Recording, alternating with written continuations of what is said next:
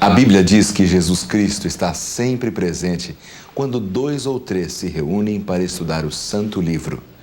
E no estudo de hoje, vamos analisar o significado dos mais importantes acontecimentos de nossa época e que apontam para o desfecho da história da humanidade.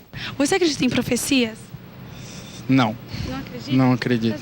Se for bíblica, sim. Você conhece alguma profecia da Bíblia? No momento eu não estou lembrando. Tem as profecias do livro de Apocalipse, né? Que é sobre o final do mundo. Quando ainda na terra, o Senhor Jesus Cristo descortinou o futuro, falando de sua segunda vinda e das condições dominantes imediatamente antes dela. O seu último sermão foi dedicado em grande parte a responder à pergunta que lhe fizeram seus discípulos. A pergunta foi: dize-nos quando sucederão estas coisas e que sinal haverá da tua vinda e da consumação do século. São Mateus 24, versículo 3. O Salvador mencionou os sinais que indicariam a aproximação da sua volta e do fim do mundo. Esses sinais já se cumpriram ou estão tendo cumprimento.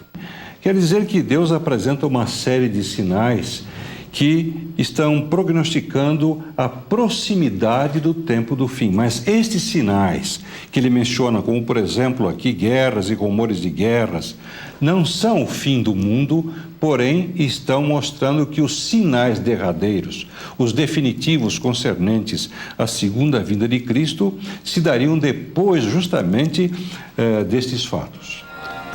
A natureza seria o palco para alguns deles. Disse Jesus: haverá sinais no sol, na lua e nas estrelas. Sobre a terra, a angústia entre as nações, pois os poderes do céu serão abalados. São Lucas 21, 25 e 26. A profecia do escurecimento do sol cumpriu-se em 19 de maio de 1780, quando uma notável escuridão envolveu a Nova Inglaterra, na América do Norte. Outro sinal ocorrido no mundo físico foi a chamada chuva de estrelas ou meteoros cadentes, a mais sensacional de todas quantas já se registraram. A predição de Jesus quanto à queda das estrelas cumpriu-se na chuva de meteoros ocorrida em 13 de novembro de 1833.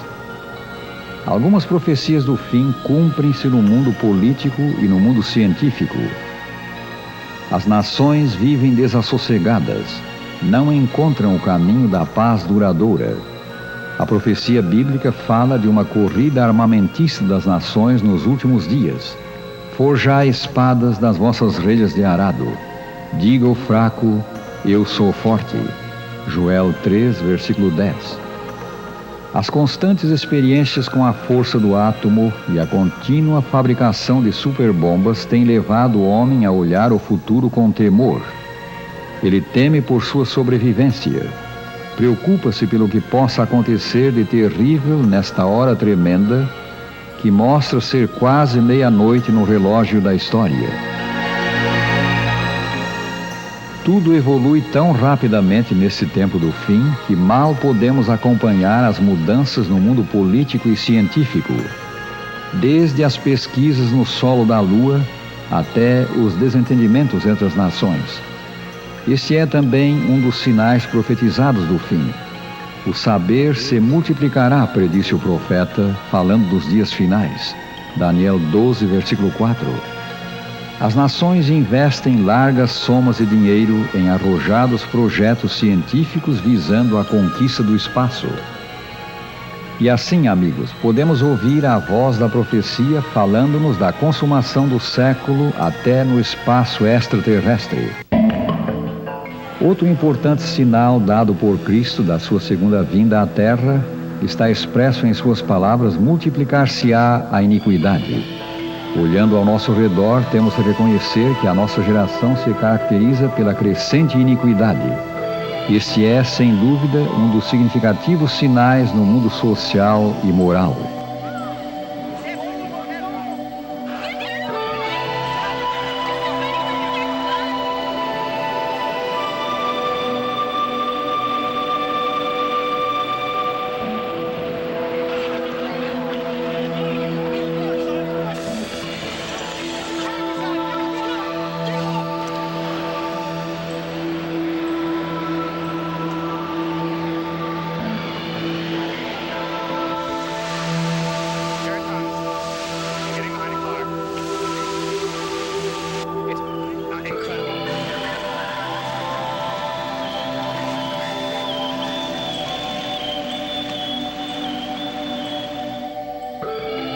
Também o apóstolo São Paulo falou disto.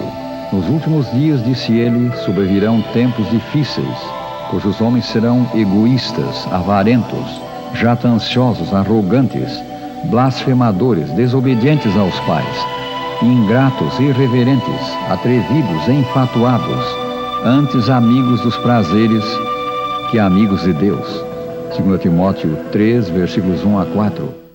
Quer dizer, a Bíblia, ela nos adianta este fato de que a violência, a falta de afeição, não é? A indiferença pela vida humana seria realmente um sinal marcante dos últimos dias. E o próprio Senhor Jesus deixou isto claro também quando ele disse que os últimos dias seriam semelhantes aos dias de Noé.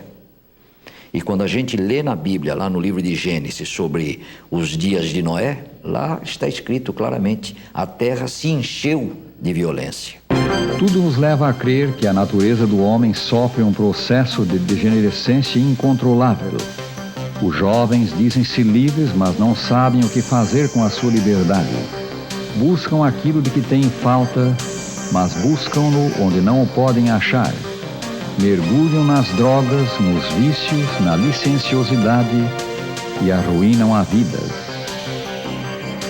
O crime aumenta cada dia.